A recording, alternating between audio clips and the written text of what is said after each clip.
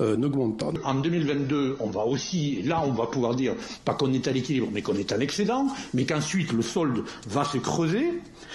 Et vous voyez que dans une seule hypothèse, on revient à l'équilibre en 2045, et que dans l'hypothèse privilégiée qui sert de référence dans le cadre de la réforme, eh bien, ce déficit, il perdure même jusqu'en 2070.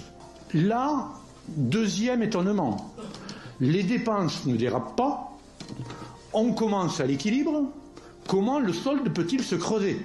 Le solde va se creuser parce qu'il va y avoir des évolutions, j'allais dire, négatives sur les ressources. Ceux qui payent le plus vont demain peser moins dans l'ensemble des ressources. Ça va faire baisser la part des ressources retraite dans le PIB.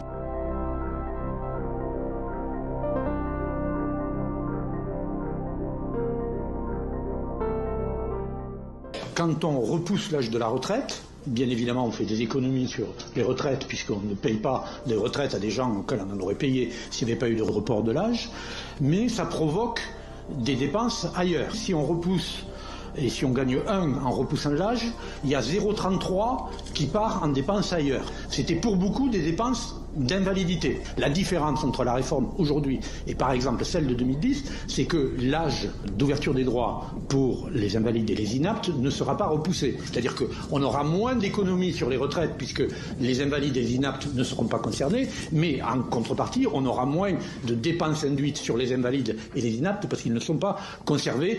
Par ailleurs, j'insiste sur le fait qu'il faut clairement avoir un bilan élargi parce qu'une réforme retraite, ce n'est pas qu'une réforme retraite au niveau économique et au niveau des finances publiques.